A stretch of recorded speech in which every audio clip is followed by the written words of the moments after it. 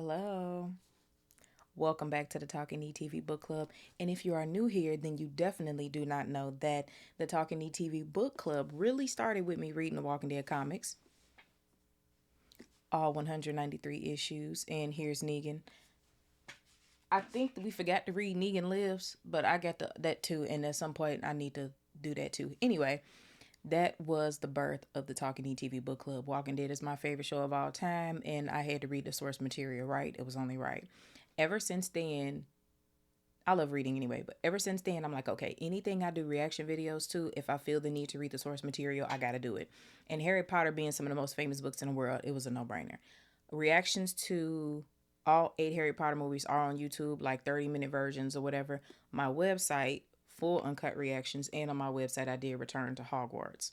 Now, I like the first book more than the first Harry Potter movie, and I'm really liking the second book more than the second Harry Potter movie. We will see if this continues, but y'all, I'm one of them people now. The books are better. The book is so much better. Blah, blah, we. Okay. Today we starting off with chapter 14. And let's just see what these kids get into today. Because let me tell y'all, I don't know what is in the book. Because it's stuff I done read in the books that wasn't even in the movie. So I still do be getting surprised. All right. The bookmark is out. Let us begin. Harry Potter and the Chamber of Secrets, chapter 14. Also, I got to say this every week. If you're new here, baby, this is not audible. I'm not reading the book straight through. This is a reaction. I have never picked up these books in my life before I bought the whole pack of all the books. Okay? I had never even picked these books up before, never read them. Okay? This is reaction. We kikiing, he and ha ha and all that good stuff. Okay? Talking shit, Googling stuff because I am not from the United Kingdom. I don't know what they be talking about sometimes. All right. Now we can start. Harry Potter and the Chamber of Secrets, Chapter 14, Cornelius Fudge. Now, I know I got to show y'all the picture. I wish my chair would quit making this noise and like I'm not trying to record. Harry, Ron, and Hermione had always known that Hagrid had an unfortunate liking for large and monstrous creatures. But that's okay, because, baby, that's why we love Hagrid, okay? Hagrid been unk ever since he was introduced in the first movie. Y'all know I love Hagrid down. I like Hagrid more than the kids, but that's a whole nother conversation. During their first year at Hogwarts, he had tried to raise a dragon in his little wooden house, and it would be long, a long time. And it would be a long time. Oh, okay. I see how they did it. And it would be a long time before they forgot the giant three-headed dog he'd christened Fluffy. Of course, because how could you forget Fluffy? And if, as a boy, Hagrid had heard that a monster was hidden somewhere in the castle, Harry was sure he'd have gone to any lengths for a glimpse of it. He probably thought it was a shame that a monster had been cooped up so long and thought it deserved a chance to stretch its many legs. Harry could just imagine the 13-year-old Hagrid trying to fit a leash and collar on it. But he was equally certain that Hagrid would have never meant to kill anybody. Harry half wished he hadn't found out how to work Riddle's diary. Again and again, Ron and Hermione made him recount. That's the first time I didn't hit the microphone, y'all. I'm starting my shit already. I need to stop.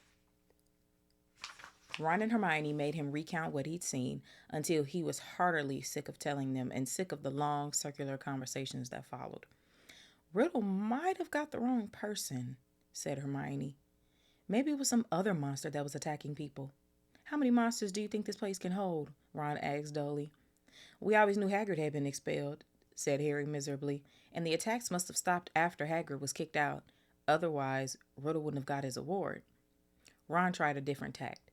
Riddle does sound like Percy, who asked him to squeal on Hagrid anyway. But the monster had killed someone, Ron, said Hermione, and Riddle was going to go back to some muggle orphanage if they closed Hogwarts, said Harry. I don't blame him for wanting to stay here. Now, you know, if there's anybody that want to move into Hogwarts, it's Harry. You met Hagrid down Knockturn Alley, didn't you, Harry? He was buying a flesh-eating slug repellent, said Harry quickly. The three of them fell silent. After a long pause, Hermione voiced the naughtiest question of all in a hesitant voice. Do you think we should go and ask Hagrid about it all? That'd be a cheerful visit, said Ron. Hello, Hagrid. Tell us how you've been setting anything mad and hairy loose in the castle lately. In the end, they decided that they would not say anything to Hagrid unless there was another attack, and as more days went by with no whisper from the disembodied voice, they became hopeful. That's that voice that Harry was hearing in his head, right? Talking about the disembodied voice. I think that's what they're talking about. They became hopeful that they would never need to talk to him about why he had been expelled. It was now nearly 4 months since Justin and nearly headless Nick had been petrified, and nearly everybody seemed to think that the attacker, whoever it was, had retired for good. Peeves had finally got bored of his "Oh, you Potter Rotter" song. Ernie Macmillan and and Harry quite politely. Why does it say quite politely to pass a bucket? I don't get it. Ernie Macmillan asked Harry quite. Oh, asked Harry. Let me tell you something. I just woke up from a good ass nap, okay? My brain is still recalibrating. Ernie Macmillan asked Harry quite politely to pass a bucket of leaping toadstools in herbology one day. And in March, several of the mandrakes threw a loud and raucous party in the greenhouse 3. This made Professor Sprout very happy. Oh my God, y'all, the mandrakes just growing up so fast. The moment they start trying to move into each other's pots, we'll know they're fully mature. Ew, she told Harry. Then we'll be able to revive those poor people in the hospital wing. Y'all, they still petrified. That was literally my question. Damn. That's a long time to be petrified. The second years were given something new to think about during their Easter holidays. The time they had to choose their subjects for a third year, a matter that Hermione at least took very seriously. It could affect our whole future, she told Harry and Ron. They pored over a list of new subjects, marking them with checks. I just want to give up potions, said Harry. We can't, said Ron gloomily. We keep all our old subjects or I've ditched defense against the dark arts. But that's very important, said Hermione, shocked. Not the way Lockhart teaches it, said Ron. I haven't learned anything from him except to not set pixies loose. Neville Longbottom had sent letters from all the witches and wizards in his family. Had been sent letters from all the witches and wizards in his family, all giving him different advice on what to choose. Confused and worried, he sat reading the subject lists with his tongue poking out, asking people whether they thought arithmancy, never seen that word before, sounded more difficult than study of ancient runes. Dean Thomas, who, like Harry, had grown up with muggles, ended up closing his eyes and jabbing his wand at the list, then picking the subjects it landed on. Hermione took nobody's advice, but signed up for everything. Of course she did. Y'all, of course she did, as Hermione. Harry smiled grimly to himself at the thought of what Uncle Vernon and Aunt Petunia would say if he tried to discuss his career in wizardry with them. Not that he didn't get any guidance, Percy Weasley was eager to share his experience. Depends where you want to go, Harry, he said. It's never too early to think about the future, so I'd recommend divination. Ooh, we love that. Come on, divination. People say Muggle studies is a soft option, but I personally think wizards should have a thorough understanding of the non-magical community, particularly if they're thinking of working in close contact with them. Look at my father. He has to deal with Muggle business all the time. My brother Charlie was always more of an outdoor type, so he went for care of magical creatures. Play to your strengths, Harry. But the only thing Harry felt he was really good at was Quidditch. I knew he was going to say that. He did beat his daddy record to be the youngest or whatever. The youngest. Is it the youngest to play Quidditch ever or just specifically the youngest seeker in Quidditch? Let me know in the comments because I know y'all know. I don't want to Google anything on the books and potentially spoil myself. In the end, he chose the same new subjects as Ron, feeling that if he was lousy at them, at least he have someone friendly to help with. Gryffindor's next Quidditch match will be against Hufflepuff. Wood was insisting on team practices every night after dinner so that Harry barely had time for anything but Quidditch and homework. However, the training sessions were getting better. Or at least drier. And the evening before Saturday's match, he went up to his dormitory to drop off his broomstick, feeling Gryffindor's chances for the Quidditch Cup had never been better. But his cheerful mood didn't last long. See, it's always some shit. Do I need to sit up straight? At the top of the stairs to the dormitory, he met Neville Longbottom, who was looking frantic. Harry, I don't know who did it. I just found. Watching Harry fearfully, Neville pushed open the door. The contents of Harry's trunk had been thrown everywhere. I don't like this, because first of all, why is y'all touching my shit? I don't play about people touching my stuff. Second of all, Harry does not have a lot of belongings. Everything he has counts. Get out of his stuff. His cloak lay ripped on the floor.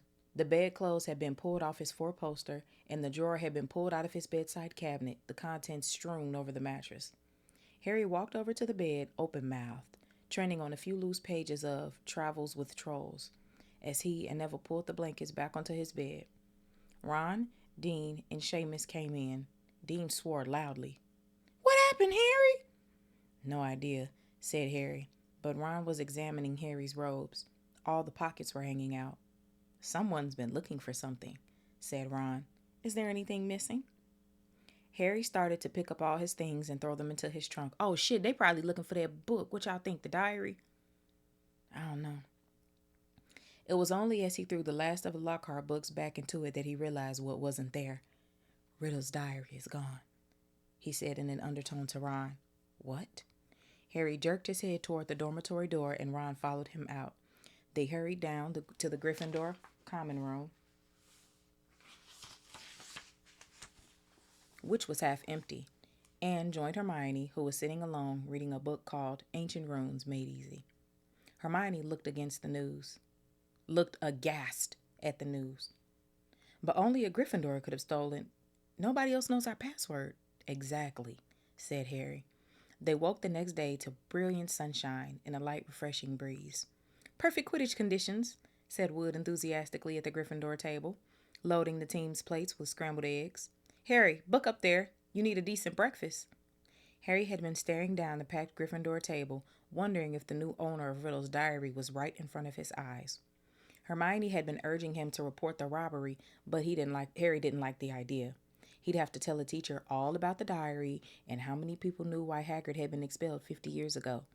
He didn't want to be the one who brought it all up again. As he left the Great Hall with Ron and Hermione to go to collect his Quidditch things, another very serious worry was added to Harry's growing list. He had just set foot on the marble staircase when he heard it again. "Kill this time. Let me rip. Tear." He shouted aloud, and Ron and Hermione both jumped away from him in alarm. "The voice!" said Harry, looking over his shoulder. "I just heard it again. Didn't you?" "Harry, baby, they didn't hear it the first time. How they gonna hear it the second time?" Ron shook his head wide-eyed. Hermione, however, clapped a hand over to her forehead. "Harry, I think I've just understood something. I've got to go to the library." And she sprinted away up the stairs. "What does she understand?" said Harry distractedly, still looking around, trying to tell where the voice had come from. "Loads more than I do," said Ron, shaking his head. "But why she got to go to the library?" "Because that's what Hermione does," said Ron, shrugging. "When in doubt, go to the library." Harry stood irresolute, trying to catch the voice again, but people were now emerging from the great hall behind him, talking loudly, exiting through the front doors on their way to the Quidditch pitch. "You better get moving," said Ron. "It's nearly 11. The match." Harry raced up to the Gryffindor Tower, collected his Nimbus 2000, and joined the large crowd swarming across the grounds, but his mind was still in the castle along with the bodiless voice. And as he pulled on his scarlet robes in the locker room, his only comfort was that everyone was now outside to watch the game. The teams walked onto the field to tumultuous applause. Oliver Wood took off for a warm-up flight around the goalpost. Madam Hooch, by the way, y'all, I really love the fact that her name is Madam Hooch. I just like the way that sounds. Madam Hooch released the balls. The Hufflepuffs, who played in Canary Yellow, were standing in a huddle, having a last-minute discussion of tactics.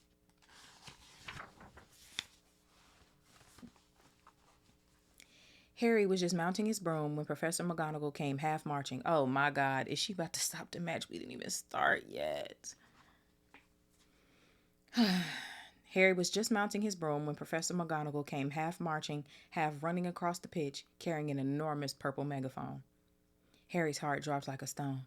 "This match has been canceled," Professor McGonagall called through the megaphone, addressing the packed stadium. There were boos and shouts.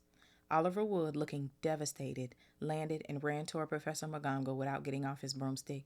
"But, Professor!" he shouted. "We've got to play! The cup! Gryffindor!"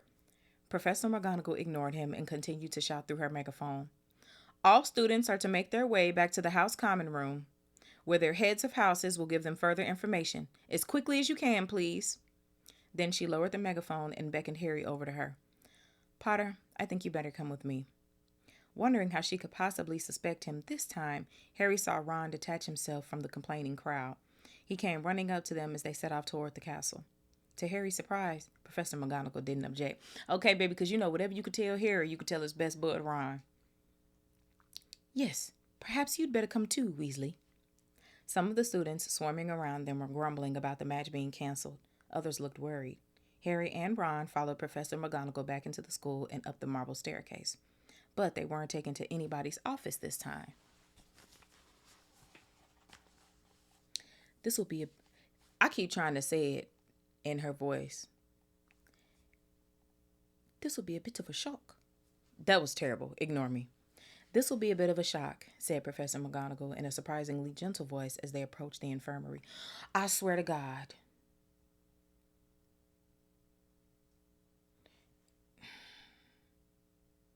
I just know it better not be Hermione in the infirmary. That's all I know. "There has been another attack. Another double attack." Harry's insides did a horrible somersault. Professor McGonagall pushed the door open and he and Ron entered. Madame Pomfrey was bending over a 6-year girl with long curly hair. Harry recognized her as the Ravenclaw they'd accidentally asked for directions to the Slytherin common room. And on the bed, to her... I was right, y'all. And on the bed next to her was... "Hermione!" Ron groaned. Hermione lay utterly still, her eyes open and glassy. "They were found near the library," said Professor McGonagall. "I don't suppose either of you can explain this? It was on the floor next to them." She was holding up a small circular mirror. Harry and Ron shook their heads, both staring at Hermione. This just made me think about my reaction in the movie. I literally was like, "Bitch, y'all got me fucked up." And it was a really good wax figure or whatever it was made out of Hermione. That really looked like her. "I will escort you back to Gryffindor Tower," said Professor McGonagall heavily. "I need to address the students in any case." All the students will return to their house common rooms by 6 o'clock in the evening. No student is to leave the dormitories after that time. You will be escorted to each lesson by a teacher. No student is to use the bathroom unaccompanied by a teacher. All further Quidditch training and matches are to be postponed. There will be no more evening activities. The Gryffindors packed inside the common room, listened to Professor McGonagall in silence. She rolled up the parchment from which she had been reading and said in a somewhat choked voice, "I need hardly add I have rarely been so distressed. It is likely that the school will be closed unless the culprit behind these attacks is caught. I would urge anyone who thinks they might know anything about them to come forward." She climbed somewhat awkwardly out of the portrait hole, and the Gryffindors began talking immediately. "That's 2 Gryffindors down, not counting a Gryffindor ghost, 1 Ravenclaw, and 1 Hufflepuff. Everybody but a motherfucking Slytherin," said the Weasley twins' friend Lee Jordan, counting on his finger. "Haven't any of the teachers noticed that the Slytherins are all safe? Isn't it obvious all this stuff's coming from Slytherin? The heir of Slytherin, the monster of Slytherin. Why don't they just chuck all the Slytherins out?" he roared, to nods and scattered applause. Percy Weasley was sitting in a chair behind Lee, but for once he didn't seem keen to make his views heard. He was looking pale and stunned. "Percy's in shock," George told Harry quietly. "That Ravenclaw girl..." "Oh, he liked her." Wait, hold on, let me see. "That Ravenclaw girl, Penelope Clearwater, she's a prefect. I don't think he thought the monster would dare attack a prefect." Oh, okay, so it's her status. Okay. But Harry was only half listening. He didn't seem to be able to get rid of the picture of Hermione lying on the hospital bed as though carved out of stone. And if the culprit wasn't caught soon, he was looking at a lifetime back with the Dursleys. Y'all know we definitely don't want that. Tom Riddle had turned Hagrid in because he was faced with the prospect of a Muggle orphanage if the school closed. Harry now knew exactly how he had felt. "What are we gonna do?" said Ron quietly in Harry's ear. "Do you think they suspect Hagrid?" "We've got to go and talk to him," said Harry, making up his mind. "I can't believe it's him this time, but if he set the monster loose last time, he'll know how to get inside the Chamber of Secrets, and that's a start. But McGonagall said we've got to stay in our tower unless we're in class. I think," said Harry more quietly still, "it's time to get my dad's old cloak out again. Come on, invisibility!" Harry had inherited Harry had inherited just one thing from his father. "Well, nah, baby, you got a lot of money too from your mom and daddy. You ain't just get the cloak." A long and silvery invisibility cloak. It was their only chance of sneaking out of the school to visit Hagrid without anyone knowing about it. They went to bed at the usual time, waited until Neville, Dean, and Seamus had stopped discussing the Chamber of Secrets and finally fell asleep. Then got up, dressed again, and threw the cloak over themselves. The journey through the dark and deserted castle corridors wasn't enjoyable. Harry, who had wandered the castle at night several times before, had never seen it so crowded after sunset. Teachers, prefects, and ghosts were marching the corridors in pairs, staring around for any unusual activity. Their invisibility cloak didn't stop them making any noise, and there was a particularly tense moment when Ron stubbed his toe only yards from the spot where Snape stood standing guard. Thankfully, Snape sneezed at almost the exact moment Ron swore. It was with relief that they reached the oak front doors and eased them open. It was a clear, starry night. They hurried toward the lit windows of Hagrid's house and pulled off the cloak only when they were right outside his front door. Seconds after they had knocked, Hagrid flung it open. They found themselves face to face with him, aiming a crossbow at them. "Okay, baby," Hagrid says, "y'all not about to come up here and get me. Okay, I ain't gonna make it easy on you." "Oh," he said, lowering the weapon and staring at them. "What are you two doing here?" "What's that for?" said Harry, pointing at the crossbow as they stepped inside. "Nothing, nothing," Hagrid muttered. "I've been expecting... Doesn't matter. Sit down. I'll make tea." He hardly seemed to know what he was doing. He nearly extinguished the fire, spilling water from the kettle on it, and then smashed the teapot with a nervous jerk of his massive hand. "Are you okay, Hagrid?" said Harry. "Did you hear about Hermione?" "Oh, I heard all right," said Hagrid with a slight break in his voice. He kept glancing nervously at the windows. He poured them both large mugs of boiling water. He had forgotten to add tea bags. And he was just putting a slab of fruitcake on a plate when there was a loud knock on the door. "Oh my God! Oh, I know what's about to happen from the movies. I think this one they about to get Hagrid. No, we need Hagrid. No." Okay. Hagrid dropped the fruitcake. Harry and Ron exchanged panic-stricken looks, then threw the invisibility cloak back over themselves and retreated into a corner. Hagrid checked that they were hidden, seized his crossbow, and flung open his door once more. "Good evening, Hagrid." It was Dumbledore. He entered, looking deadly serious, and was followed by a second, very odd-looking man.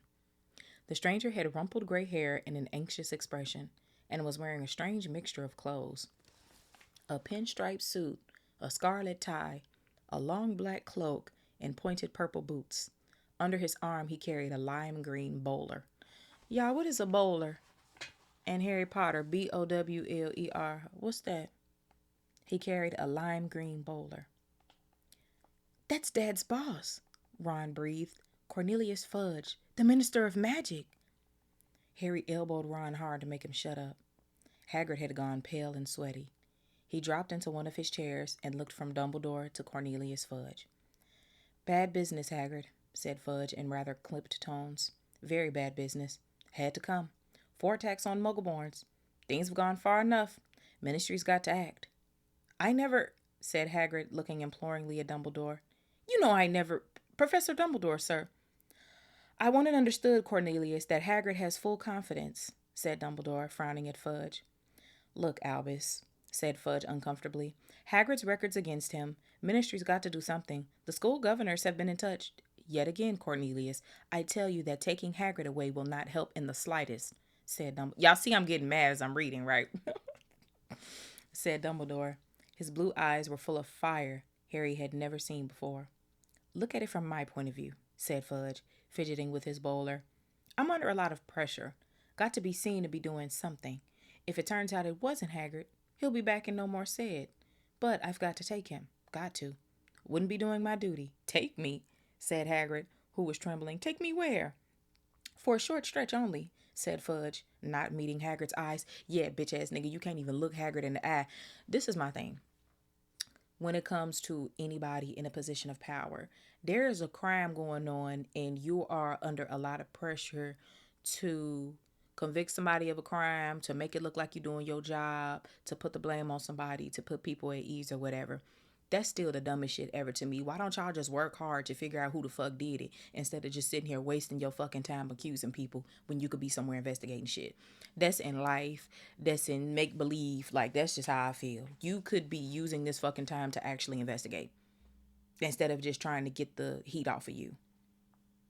Not a punishment, Hagrid. More precaution. If someone else is caught, you'll be let out with a full apology. Not Azkaban, croaked Hagrid. Before Fudge could answer, there was another loud rap on the door. Dumbledore answered it. It was Harry's turn for an elbow in the ribs. He let out an audible gasp. Mr. Lucius Malfoy strode into Hagrid's hut, swathed in a long black traveling cloak, smiling a cold and satisfied smile. Fang started to growl. Okay, the dog is not having it. Already here, Fudge, he said approvingly. Good, good. What are you doing here? Said Hagrid furiously. Get out of my house. My dear man, please believe me. I have no pleasure at all being inside your, do you call this a house? Said Lucius Malfoy, sneering as he looked around the small cabin. I simply called the school and was told the headmaster was here. And what exactly did you want with me, Lucius? Said Dumbledore. He spoke politely, but the fire was still blazing in his blue eyes. Dreadful thing, Dumbledore, said Malfoy lazily, taking out a long roll of parchment. But the governors feel it's time for you to... Oh my God, they did Hagrid and Dumbledore. I forgot about that Dumbledore part. But the governors feel it's time for you to step aside. This is an order of suspension. You'll find all 12 signatures on it. I'm afraid we'll feel you're losing your touch. How many attacks have there been now? 2 more this afternoon, wasn't it? At this rate, there'll be no Muggleborns left at Hogwarts, and we'll all know how awful a loss that would be to the school. Oh, now, see here, Lucius, said Fudge, looking alarmed. Dumbledore suspended? No, no. Last thing we want now. The appointment or suspension of the headmaster is a matter for governors, Fudge, said Mr. Malfoy smoothly. And as Dumbledore has failed to stop these attacks. See here, Malfoy, if Dumbledore can't stop them, said Fudge, whose upper lip was now sweating. I mean to say, who can? That remains to be seen, Mr. Malfoy with a nasty smile. That remains to be seen, said Mr. Malfoy with a nasty smile. But as all 12 of us have voted, Hagrid leapt to his feet, his shaggy black head grazing the ceiling. And how many do you have to threaten to blackmail before they agreed, Malfoy? He roared. Dear, dear, you know that temper of yours... Hold on, because I'm getting pissed off. I'm so mad. Dear, dear, you know that temper of yours will lead you into trouble one of these days, Hagrid, said Mr. Malfoy. I will advise you not to shout at the Azkaban guards like that. They won't like it at all. You can take Dumbledore, yelled Hagrid, making Fang the boarhound. Boarhound. I've never... His dog in the movies was big-ass Cane Corso, right? A boarhound... Hold on, I gotta Google that dog real quick. Let me see. A boarhound. Let us Google children. Images. Boarhound.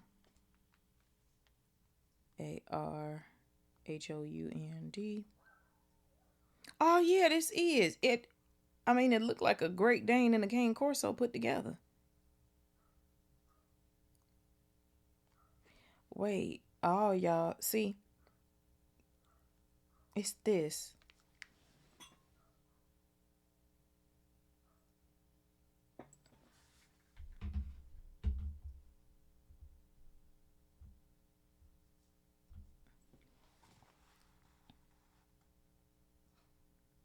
You can't take Dumbledore, yelled Hagrid, making Fang the boarhound cower and whimper in his basket.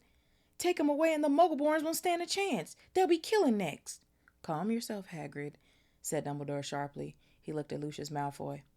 If the governors want my removal, Lucius, I shall of course step aside. But, stuttered Fudge. No, growled Hagrid. Dumbledore had not taken his bright blue eyes off Lucius Malfoy's cold gray ones. However, said Dumbledore, speaking very slowly and clearly so that none of them could miss a word, you will find that I will only truly have left this school when none here are loyal to me. You will also find that help will always be given at Hogwarts to those who ask for it. Yeah, baby, because you know Harry and Ron in there listening. Yes, sir. For a second, Harry was almost sure Dumbledore's eyes flickered toward the corner where he and Ron stood hidden. Admirable sentiments, said Malfoy, bowing.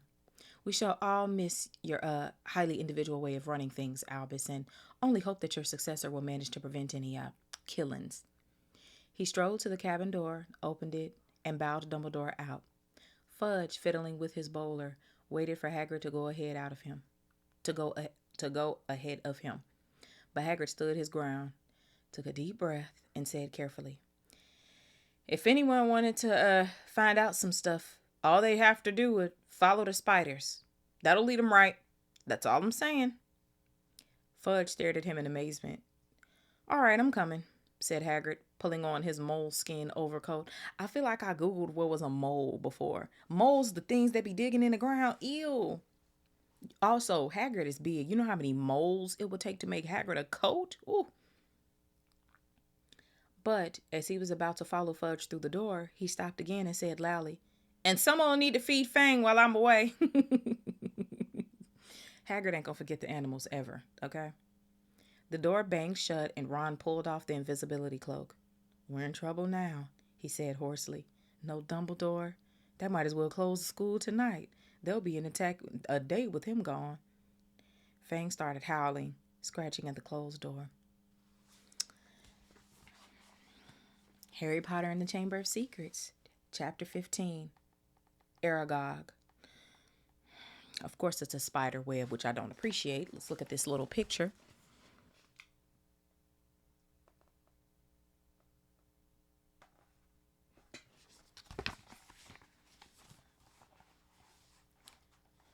Summer was creeping over the grounds around the castle. Sky and lake alike turned periwinkle blue, and flowers large as cabbages burst into bloom in the greenhouses. That is a very beautiful visual. Flowers as big as cabbages.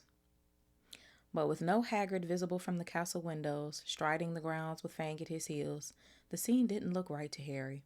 No better, in fact, than the inside of the castle, where things were so horribly wrong. Harry and Ron had tried to visit Hermione, but visitors were now barred from the hospital wing.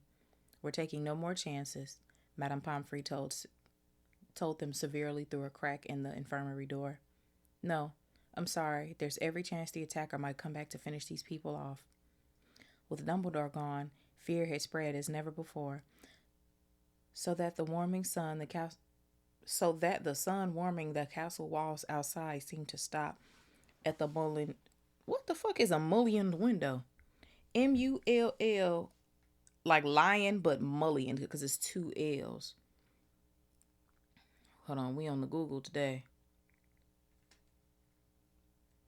M-U-L-L-I-O-N-E-D, mullioned windows. Oh, these kind of windows. I never knew what these were called.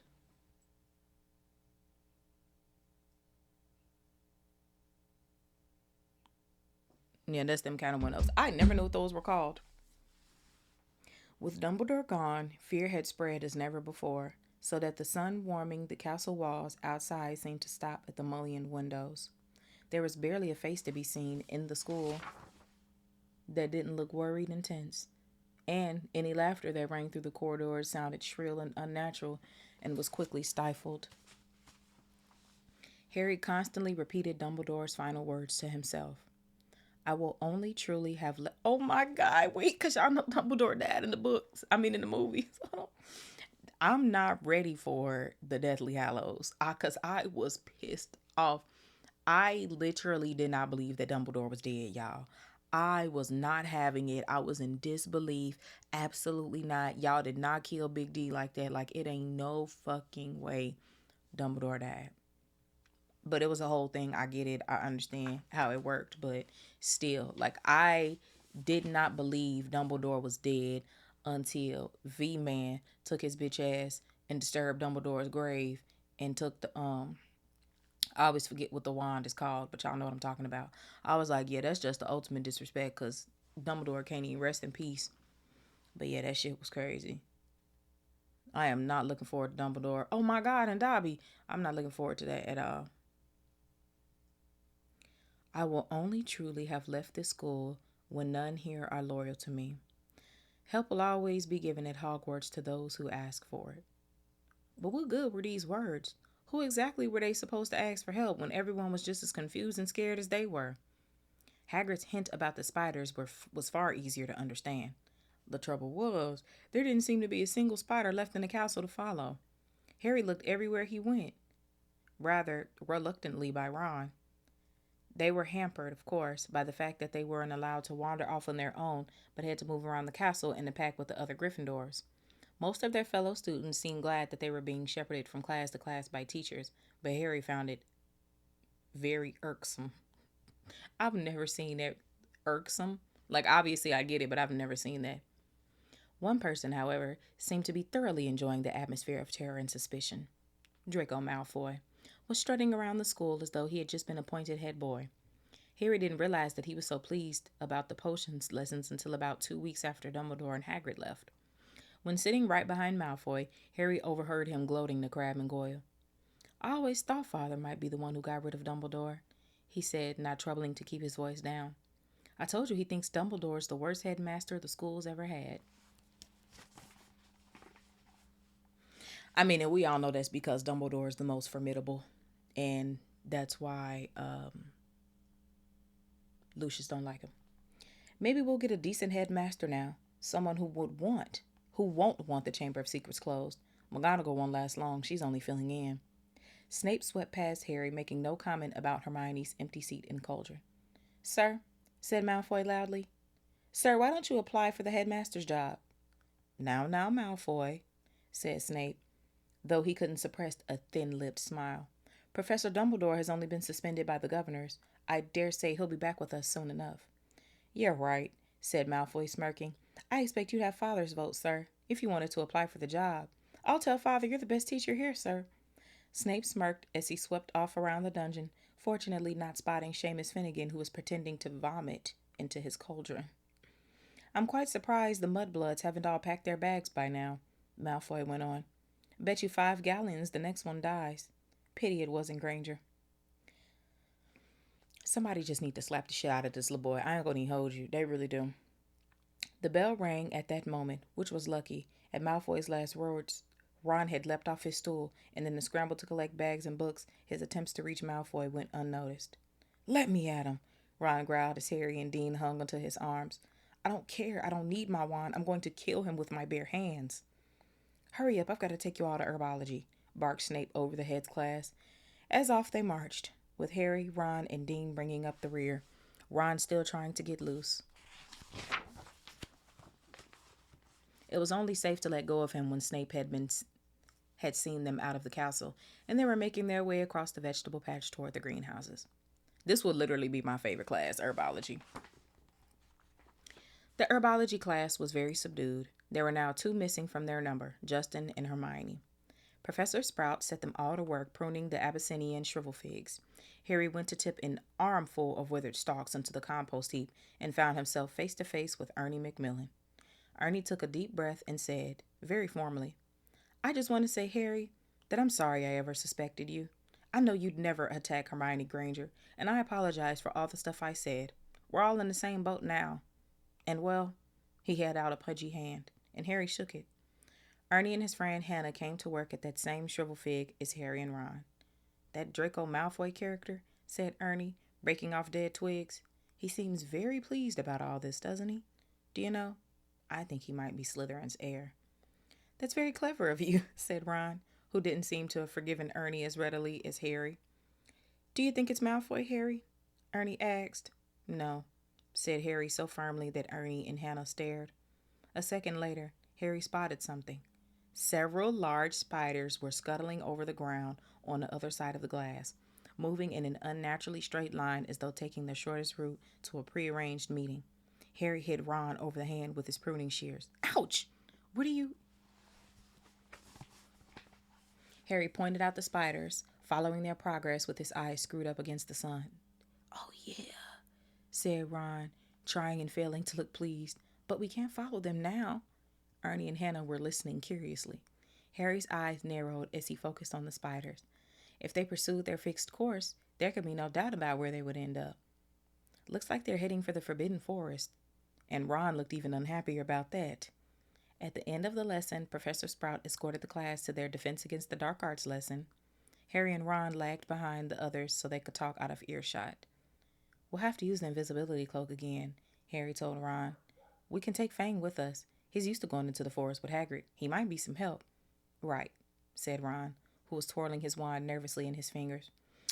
Aren't there supposed to be werewolves in the forest? He added as they took their usual places at the back of Lockhart's classroom. Preferring not to answer that question, Harry said, there are good things in there too. The centaurs are all right, and the unicorns. Ron had never been into the Forbidden Forest before. Harry had entered it only once and hoped never to do so again. Lockhart bounded into the room, and the class stared at him. Every other teacher in the place was looking grimmer than usual, but Lockhart appeared nothing short of buoyant. What the fuck Lockhart so happy about? He trying to take Dumbledore's spot or something? You know, he loved him some attention. Come now, he cried, beaming around him. Why all these long faces? People swapped exasperated looks, but nobody answered. Don't you people realize, said Lockhart, speaking slowly as though they were all a bit dim, the danger has passed. The culprit has been taken away. Says who? Said Dean Thomas loudly. My dear young man, the Minister of Magic wouldn't have taken Hagrid. Y'all, is Lockhart doing this in front of the kids, or is he really this fucking stupid to think that what the Minister of Magic did was correct to take Hagrid? Is he really that fucking stupid?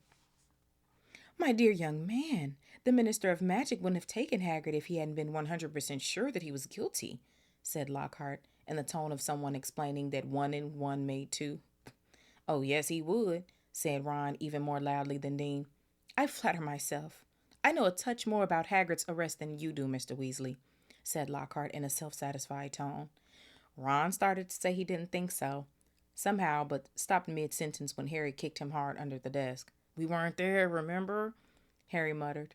But Lockhart's disgusting cheeriness, his hints that he had always thought Hagrid was no good, his confidence that the whole business was now at an end, irritated Harry so much that he yearned to throw the gadding with ghouls right in Lockhart's stupid face. Instead, he contented himself with scrawling a note to Ron. Let's do it tonight. Ron read the message, swallowed hard, and looked sideways at the empty seat usually filled by Hermione. The sight seemed to stiffen his resolve, and he nodded. The Gryffindor common room was always very crowded these days, but from 6 o'clock onward, the Gryffindors had nowhere else to go.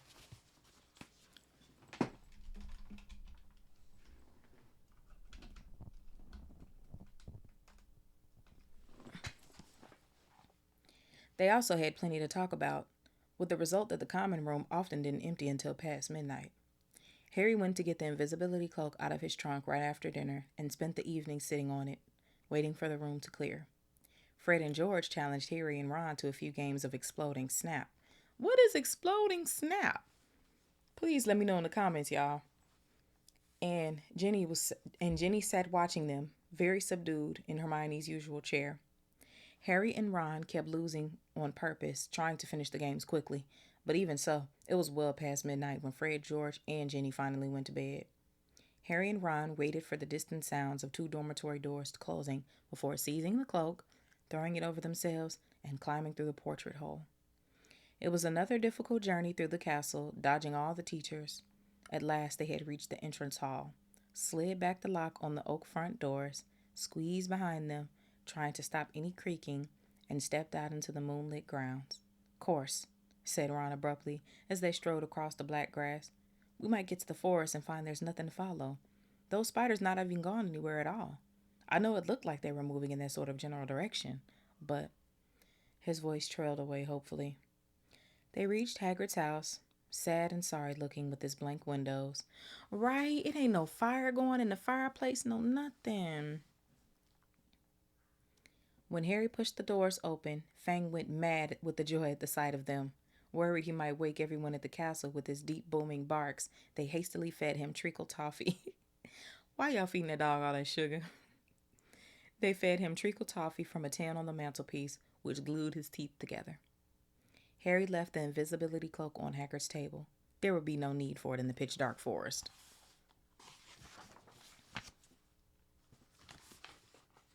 Come on, Fang, we're going for a walk, said Harry, patting his leg, and Fang bounded happily out of the house behind them, dashed to the edge of the forest, and lifted his leg against a large sycamore tree. Harry took out his wand and murmured, Lumos! And a tiny light appeared at the end of it, just enough to let them watch the path for signs of spiders. Good thinking, said Ron. I'd light mine too, but, it'd probably blow up or something. Harry tapped Ron on the shoulder, pointing at the grass. 2 solitary spiders were hurrying away from the moonlight into the shade of the trees. Okay, Ron sighed as though resigned to the worst. I'm ready. Let's go. So, with Fang scampering around them, sniffing tree roots and leaves, they entered the forest. By the glow of Harry's wand, they followed the steady trickle of spiders moving along the path. They walked behind them for about 20 minutes, not speaking, listening hard for noises other than breaking twigs and rustling leaves. Then, when the trees had become thicker than ever, so that the stars overhead were no longer visible, Harry's wand shone alone in the sea of dark. They saw their spider guides leaving the path. Harry paused, trying to see where the spiders were going, but everything outside his little sphere of light was pitch black. He had never been this deep into the forest before. He could vividly remember Hagrid advising him not to leave the forest path last time he'd been in there. But Hagrid was miles away now, probably sitting in a cell in Azkaban, and he had also said to follow the spiders. Something wet touched... Oh my God, yuck. Hold on, y'all. Ew! Okay. Could you imagine being in a pitch black forest and then something wet touch your hand? Something wet touched Harry's hand and he jumped backward, crushing Ron's foot, but it was only Fang's nose. What do you reckon? Harry said to Ron, whose eyes he could just make out, reflecting the light from his wand. We've come this far, said Ron, so they followed the darting shadows of the spiders into the trees. They couldn't move very quickly now. There were more tree roots and stumps in their way, barely visible in the near blackness. Harry could feel Fang's hot breath on his hand. More than once they had to stop, so that Harry could crouch down and find the spiders in the wand light. They walked for what seemed like at least half an hour, to their robes snagging on low-slung branches and brambles. After a while, they noticed that the ground seemed to be sloping downward. Oh my God, they about to go in the spider dungeon, bitch! Yuck! Ugh. Though the trees were as thick as ever, then Fang suddenly let loose a great echoing bark, making both Harry and Ron jump out of their skins. What? Said Ron loudly, looking around into the pitch dark and gripping Harry's elbow very hard. There's something moving over there, Harry breathed. Listen. Sounds like something big. They listened. Some distance to their right, the something big was snapping branches as it carved a path through the trees. Oh no, said Ron. Oh no, oh no, oh no. Shut up, said Harry frantically. It'll hear you. Hear me, said Ron in an unnaturally high voice. It's already heard Fang. The darkness seemed to be pressing on their eyeballs as they stood terrified, waiting. There was a strange rumbling noise, and then silence. What do you think it's doing? Said Harry. Probably getting ready to pounce, said Ron. They waited, shivering, hardly daring to move. Do you think it's gone? Harry whispered. Dunno. Then to their right came a sudden blaze of light, so bright in the darkness that both of them flung up their hands to shield their eyes. Fang yelped and tried to run, but got lodged in the tangle of thorns and yelped even louder. No, why y'all gotta do the dog like that? Harry! Ron shouted, his voice breaking with relief. Harry, it's our car! What? Come on! Harry blundered after Ron toward the light, stumbling and tripping, and a moment later they had emerged into a clearing. Mr. Weasley's car was standing, empty, in the middle of a circle of thick trees under a roof of dense branches. its headlights ablaze. As Ron walked, open mouthed, toward it, it moved slowly toward him, exactly like a large tortoise dog greeting its owner. "It's been here all the time," said Ron delightedly, walking around the car. "Look at it. The forest turned it wild." The sides of the car were scratched and smeared with mud. Apparently, it had taken to trundling around in the forest on its own. Fang didn't seem all keen on it. He kept close to Harry, who could feel him quivering. His breathing slowing down again, Harry stuffed his wand back into his robes. I forgot the flying car was in the forest. "And we thought it was going to attack us," said Ron, leaning against the... "Oh, baby, Ron, that ain't it. You ain't met the main event yet," said Ron, leaning against the car and patting it. "I wondered where it had gone." Harry squinted around on the floodlit ground for signs of more spiders, but they had all scuttled away from the glare of the headlights. "We've lost the trail," he said. "Come on, let's go and find them." Ron didn't speak. He didn't move. His eyes were fixed on a point some 10 feet above the forest floor right behind Harry. His face was livid with terror. Harry didn't even have time to turn around. There was a loud clicking noise, and suddenly he felt something long and hairy seize him around the middle and lift him off the ground, so that he was hanging face down, struggling, terrified. He heard more clicking and saw Ron's legs leaving the ground too. Heard Fang whimpering and howling. Next moment he was being swept away into the dark trees. Head hanging, Harry saw what had a hold of him was marching on 6 immensely long, hairy legs, the front two clutching him tightly behind a pair of shining black pincers. Behind him, he could hear another of the creatures, no doubt carrying Ron. They were moving into the very heart of the forest. That's so disgusting. Could you imagine the biggest spider you've ever seen in your life? Like the size of an elephant type shit. Could you imagine a spider that fucking big snatching you up? Hold on, I'm itching. Hold on, that shit making me itch. A big ass elephant sized spider. Oh my God, my skin is crawling. Ugh. He never knew how long he was in the creature's clutches. He only knew that the darkness suddenly lifted enough for him to see that the leaf-strewn ground was now swarming with spiders.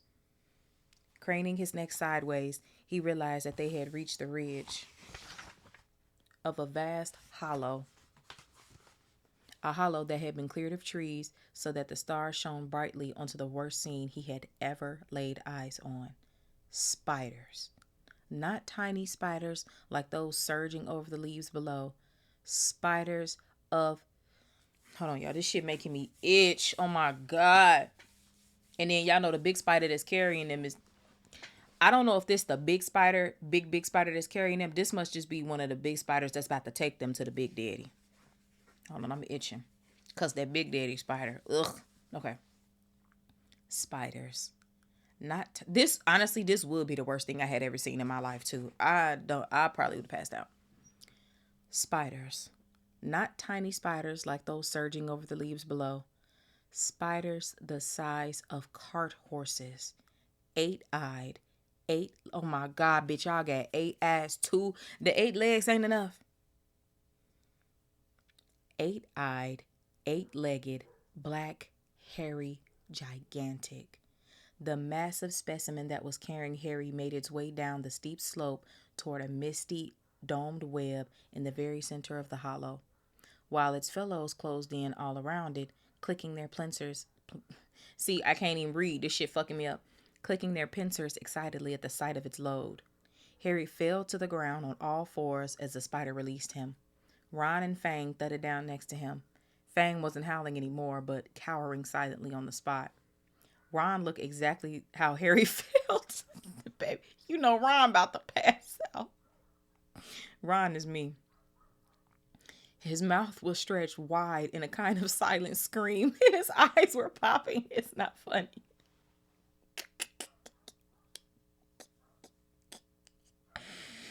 It's not funny, because, baby, y'all know this is literally Ron's worst nightmare. Ron, it's not funny. It's not funny. Oh, Jesus Christ. Okay. Ron looked exactly like Harry felt.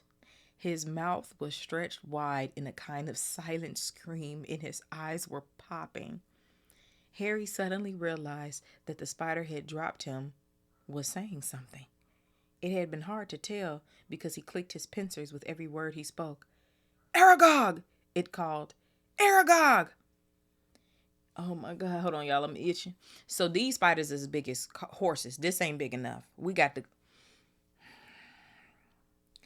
And from the middle of the misty domed web, a didn't I tell y'all it was the size of a fucking elephant? That was just my description from seeing it from the movies. I was right. And from the middle, I also did not know that the spider had a name, and it was Aragog. I don't know if that was in the movies. And from the middle of the misty domed web, a spider the size of a small elephant emerged, very slowly. There was gray in the black of his body and legs, and each of the eyes on his ugly, pincered head was milky white. He was blind. What is it? He said, clicking his pincers rapidly. Men, clicked the spider who had caught Harry. Is it Hagrid? Said Aragog. I don't know how to say the name. Aragog, moving closer. His 8 milky eyes wandering vaguely. Oh my God. Like, you can't just have 8 legs and be a spider. You have to have 8 eyes, and the fact you can't even see. I would rather look at the red eyes. Strangers, clicked the spider who had brought Ron. Kill them, clicked Aragog fretfully. I was sleeping. We're friends of Hagrid's, Harry shouted. His heart seemed to have left his chest to pound in his throat. Went the pincers of the spiders all around the hollow. Aragog paused. Hagrid has never sent men into our hollow before, he said slowly. Hagrid's in trouble, said Harry, breathing very fast. That's why we've come. In trouble? Said the aged spider. And Harry thought he heard concern beneath the clicking pincers. But why has he sent you? Harry thought of getting to his feet, but decided against it. He didn't think his legs would support him. So he spoke from the ground as calmly as he could. They think, up at the school, that Hagrid's been setting something on students. They've taken him to Azkaban. Argyle clicked his pincers furiously, and all around the hollow, the sound was echoed by the crowd of spiders. It was like applause, except applause didn't usually make Harry feel sick with fear. But that was years ago, said Argyle fretfully. Years and years ago. I remember it well. That's why they made him leave the school. They believed that I was the monster that dwells in what they call the Chamber of Secrets. They thought that Hagrid had opened the chamber and set me free. And you didn't come from the Chamber of Secrets? Said Harry, who could feel cold sweat on his forehead. I, said Aragog, clicking angrily. I was not born in the castle. I had come from a distant land. A traveler gave me to Hagrid when I was an egg. Hagrid was only a boy, but he cared for me, hidden in a cupboard in the castle, feeding me scraps from the table. I love Hagrid so bad. Hagrid is my good friend, and a good man. When I was discovered and blamed for the death of a girl, he protected me. I have lived here in the forest ever since, where Hagrid still visits me. He even found me a wife, Mosag. And you see how our family has grown, all through Hagrid's goodness. Harry summoned what remained of his courage. So you never attacked anyone? Harry, how many times you gonna fucking ask? The spider just told you. Never, croaked the old spider. I would have been in my instinct, but out of respect for Hagrid, I never harmed a human. The body of the girl who was killed was discovered in a bathroom. I never saw any part of the castle but the cupboard in which I grew up. Our kind like the dark and quiet. But then, do you know what did kill that girl? Said Harry. Because whatever it is, it's back and it's attacking people again. His words were drowned out by a loud outbreak of clicking and rustling of many legs shifting angrily. Large black shapes shifted all around them. The spiders might know. The fact that all these spiders are just kids is crazy. Come, my children, my children. That thing lives in a castle, said Aragog. Is an ancient creature we spiders fear above all others. Well, do I remember how I pleaded with Hagrid to let me go when I sensed the beast moving around the school? What is it? Said Harry urgently. More clicking and rustling. The spiders seemed to be closing in. We do not speak of it, said Aragog fiercely. But we do not name it. I never even told Hagrid the name of the dread creature, though he asked many times.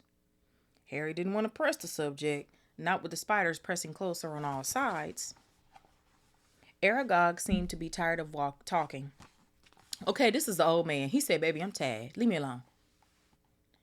He was backing slowly into his domed web, but his fellow spiders continued to inch slowly toward Harry and Ron. I'd have shit on myself. I ain't gonna hold y'all. We'll just go then, Harry called desperately to Aragog, hearing leaves rustling behind him. Go, said Aragog slowly. I think not. But, my sons and daughters do not harm Hagrid on my command, but I cannot deny them fresh meat when it wanders so willingly into our midst. Goodbye, friend of Hagrid. Harry spun around, feet away. Towering above him was a solid wall of spiders, clicking, their many eyes gleaming on their ugly black heads.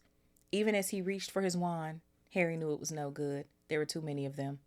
But as he tried to stand, ready to die, fighting, a loud, long note sounded, and a blaze of light flamed through the hollow. Oh my God, the car! Yes!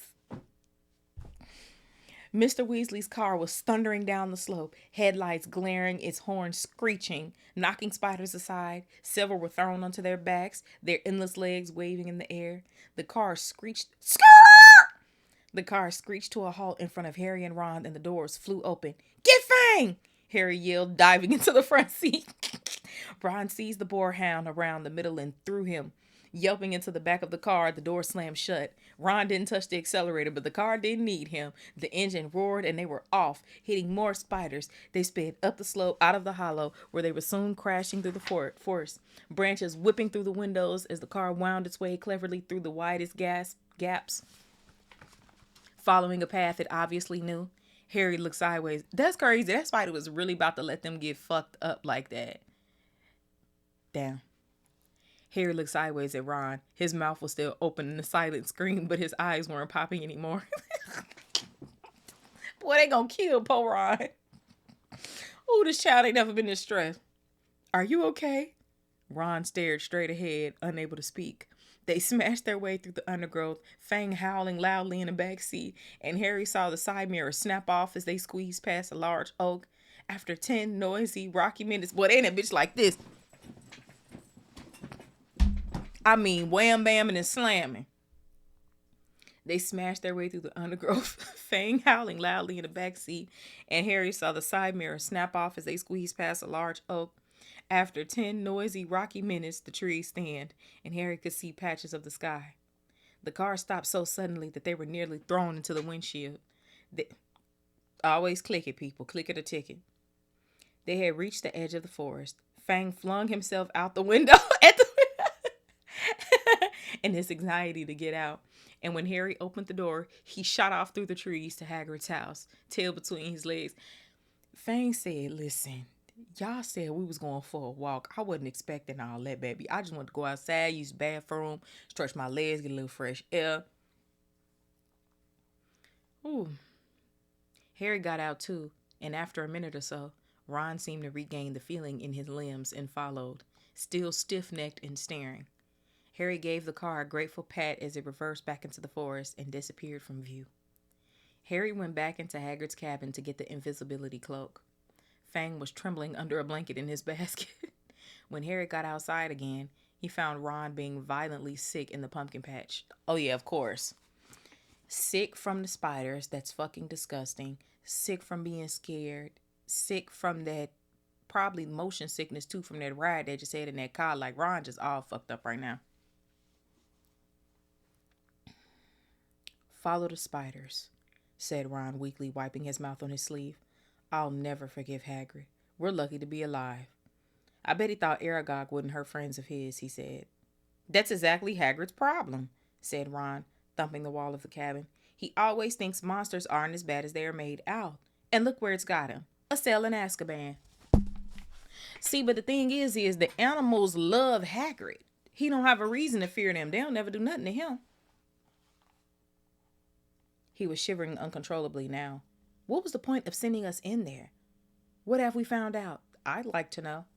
That Hagrid never opened the Chamber of Secrets, said Harry, throwing the cloak over Ron and prodding him in the arm to make him walk. He was innocent. Ron gave a loud snort. Evidently, hatching Aragog in a cupboard wasn't his idea of being innocent. As the castle loomed nearer, Harry twitched the cloak to make sure their feet were hidden, then pushed the creaking front doors ajar. I hope these kids don't get caught.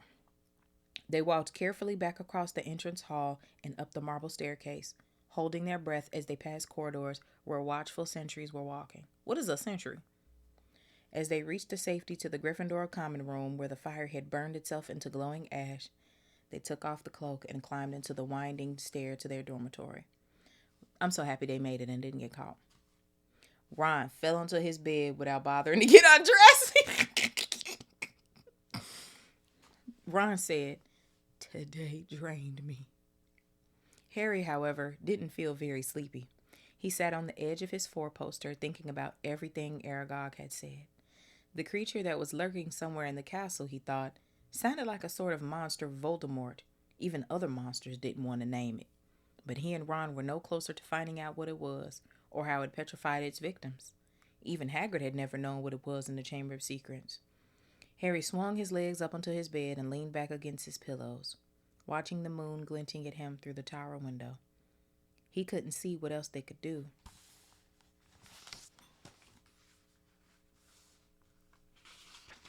They had it dead ends everywhere. Wearing out, I understand because and they boys on top of that, but I understand why they still got their outside clothes on. The clothes that you just had on outside with spider germs all over them, getting into bed with that, sick. Riddle had caught the wrong person. The heir of Slytherin had got off, and no one could tell whether it was the same person or a different one who had opened the chamber this time. There was nobody else to ask.